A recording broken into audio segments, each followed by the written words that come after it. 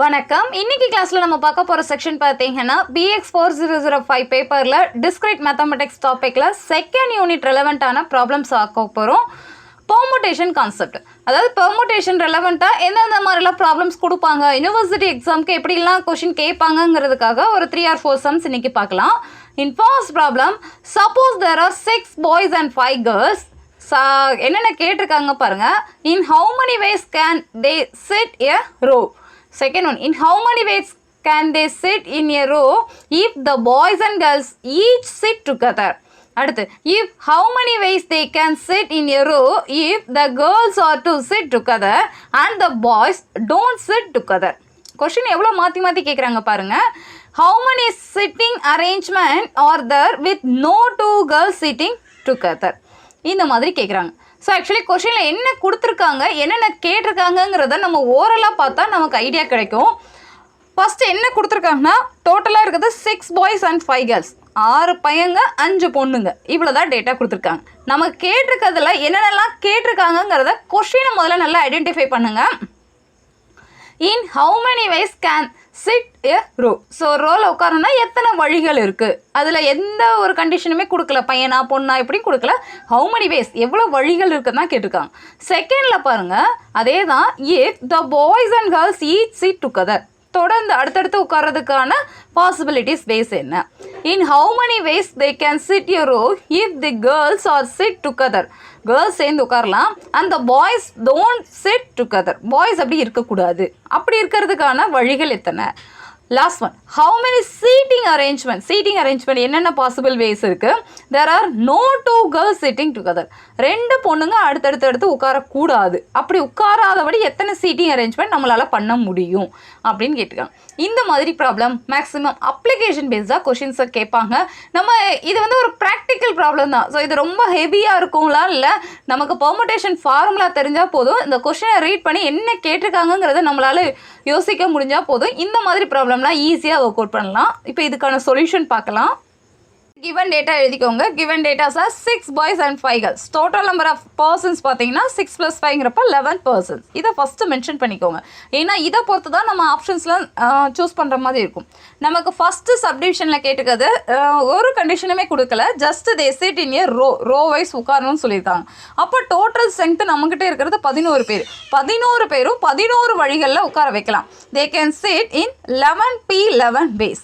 வழிகள்னு கேட்டால் நம்ம permutation method work out பண்ணணும். முதல்ல அது தெரிஞ்சுக்கலாம், நம்ம ஒவ்வொரு ப்ராப்ளமாக பார்த்தா ஈஸியாக புரியும்.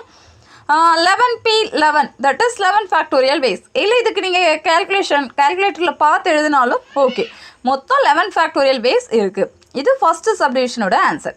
செகண்ட் சப்டிவிஷன் என்ன கேட்டிருக்காங்க, boys and girls each sit together, அந்த மாதிரி உட்காரதுக்கு, டுகெதர்னா அடுத்தடுத்து உட்காரதுக்கான possibilities way. The boys among themselves can sit in 6 factorial. மொத்தம் இருக்கிறது 6 பசங்க, அப்போ 6 ஃபேக்டோரியல் வேஸில் யார் பின்னாடியும் உட்காந்துக்கலாம் அப்படிங்கிற மாதிரி இருக்குது. இதே மாதிரி கேர்ள்ஸ்க்கு பார்த்தீங்கன்னா, girls among themselves can sit in 5 factorial ways. 5 factorial வேஸில் உட்காரலாம். They can be considered as 2 units and can be permuted in 2 ways. So அவங்க ஒரு கேட்டகரி, இவங்க ஒரு கேட்டகரியாக இருக்குது, அப்போ அதை 2 யூனிட்ஸ்னு எடுத்துக்கிறாங்க. இதுதான் இங்கே ரொம்ப முக்கியம். நமக்கு அவங்க 6 பேர் 6 ஃபேக்டோரியல், இவங்க 5 பேர் 5 ஃபேக்டோரியல், அது கால்குலேஷன் பார்த்துடலாங்க.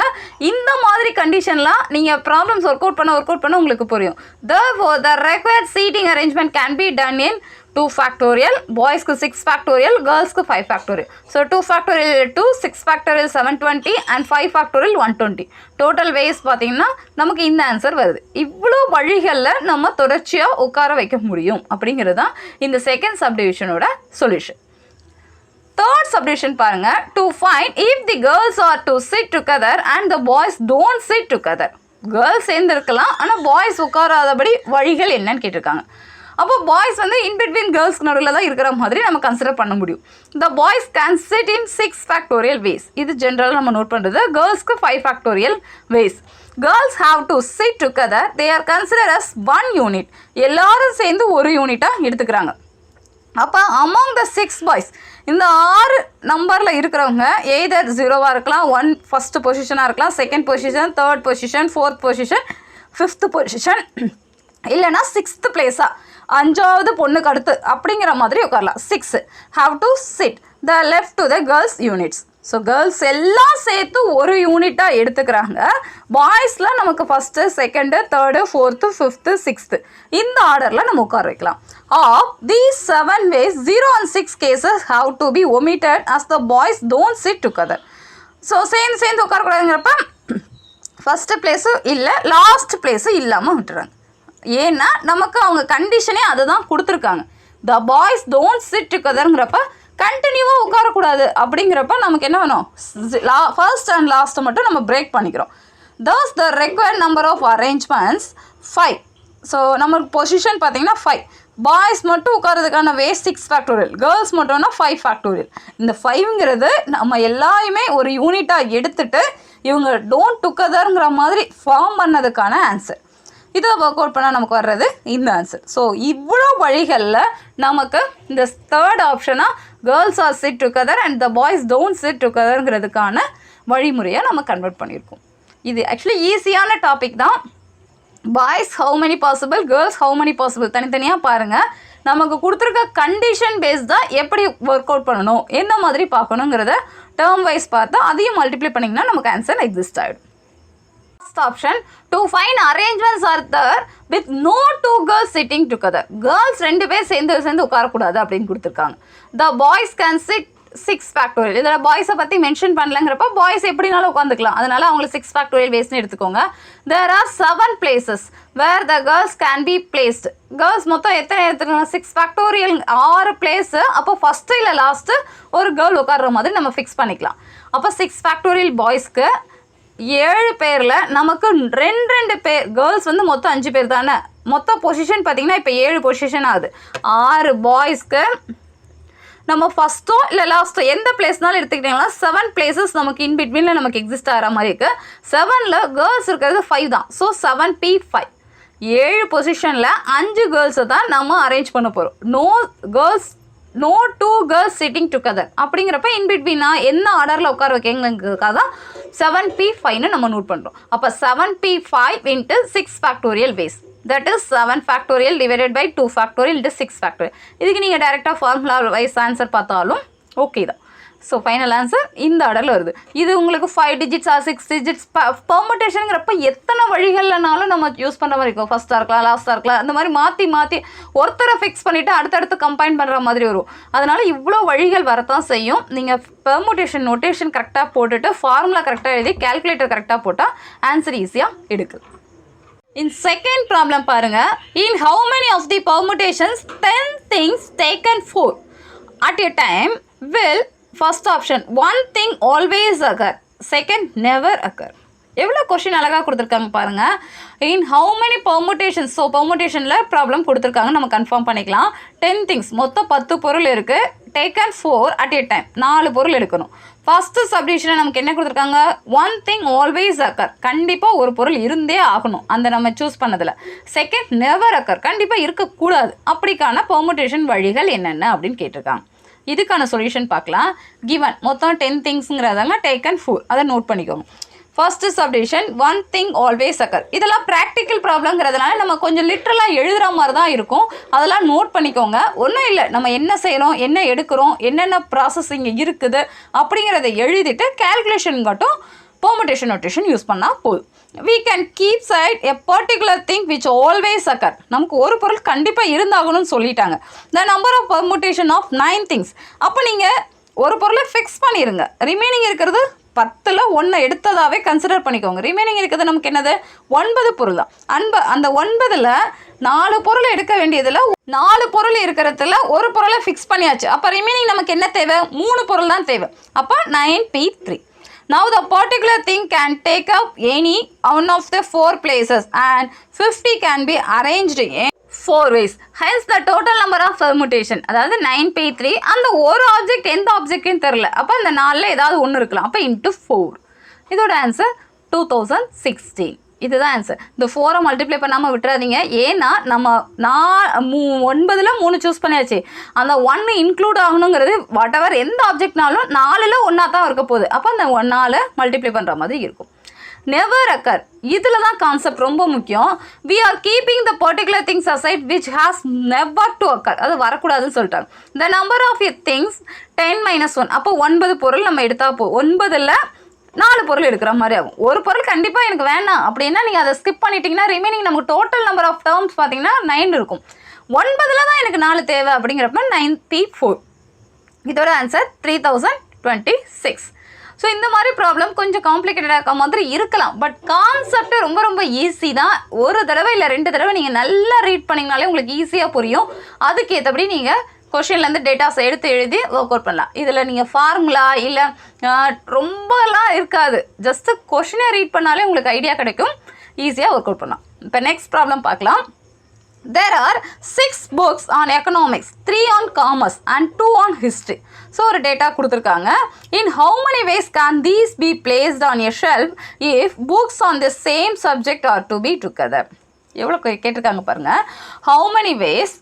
வேஸ்ன்னு கேட்டாலே பெர்முடேஷனில் கேட்டிருக்காங்கன்னு அர்த்தம். Can these be place பண்ணுறாங்க on your shelf, ஷெல்ஃபில் அரேஞ்ச் பண்ணுறாங்க. If books on the same subject are to be together. Same subject. இப்போ நமக்கு மொத்தம் 3 டாபிக் கொடுத்துருக்காங்க. Economics, commerce and history. Same சப்ஜெக்டை நம்ம அரேஞ்ச் பண்ணுறதுக்கான பாசிபிலிட்டிஸ் ஸ்பேஸ் என்னென்னு கேட்டிருக்காங்க. ஸோ கிவன் டேட்டாஸ் பார்த்தீங்கன்னா 6 economics books, 3 commerce books, 2 history books. அப்போ எக்கனாமிக்ஸ் புக்ஸ் அரேஞ்ச் பண்ணுறதுக்கான பாசிபிலிட்டி ஸ்பேஸ் பார்த்தீங்கன்னா 6p6, that is 6 factorial. 6 book வழிகளில் நம்ம அரேஞ்ச் பண்ணலாம். அதை தான் ஃபேக்டோரியலில் கொடுப்பாங்க. So 6 factorial. இதே மாதிரி இப்போ காமர்ஸ் பார்த்தீங்கன்னா 3 ஃபேக்டோரியல் வரும். ஹிஸ்ட்ரி பார்த்தீங்கன்னா 2 ஃபேக்டோரியல் வரும். நமக்கு அரேஞ்ச் பண்ணுறப்ப சேம் புக் ஆர்டரில் தான் அவங்க வேஸ் கேட்டிருக்காங்க. So 3 commerce books can be arranged in 3 factorial ways, 2 history books arranged in 2 factorial ways. இந்த 3 டைப் கொடுத்துருக்காங்களா, இது எல்லாமே சேர்த்து ஒரு ஆர்டராக எடுத்துருக்கோங்க. அதாவது 3ல் நீங்கள் எதை சூஸ் பண்ணுவீங்க சொல்லுங்கள். இப்போ உங்கள் கையில் இவ்வளோ புக்ஸ் கொடுத்துருங்கன்னா இட்ஸ் யுவர் விஷ். நீங்கள் காமர்ஸ் எடுக்கலாம், இல்லை எக்கனாமிக்ஸ் புக்ஸை ஃபஸ்ட் எடுத்து அரேஞ்ச் பண்ணலாம், ஹிஸ்ட்ரி புக்கை ஃபஸ்ட் எடுத்து அரேஞ்ச் பண்ணலாம். ஸோ அதனால் அது 3 ஃபேக்டோரியல் மென்ஷன் பண்ணுறாங்க. அந்த புக்கை நம்ம அரேஞ்ச் பண்ணுறதுக்கு டோட்டல் கலெக்ஷனை சொல்கிறது. The 3 subject books wise economics, commerce and history books can be arranged in 3p3 ways. Therefore, the total number of required arrangement, first one 6 factorial, second 3 factorial, அடுத்து 2 factorial. இந்த டாப்பிக்கோட terms எல்லாம் சேர்த்தது 3 factorial எடுத்துக்கலாம். அவர் answer is 51840 ways. இது multiply பண்ணுங்கள், கரெக்டாக check பண்ணி பாருங்கள், கரெக்டாக வரும். ஃபஸ்ட்டு 6 ஃபேக்டோரியல் வேல்ஸ் நோட் பண்ணுங்கள், 3 ஃபேக்டோரியல் டேர்ம் நோட் பண்ணுங்கள், 2 factorial value and 3 factorial value note பண்ணிட்டு எல்லாத்தையும் மல்டிப்ளை பண்ணால் ஆன்சர் கரெக்டாக வரும். And next problem, find the number of ways in which 5 boys and 5 girls can be seated in a row if the boys and girls are to be alternate seats. என்ன கொடுத்துருக்காங்கன்னா 5 boys and 5 girls கொடுத்துருக்காங்க.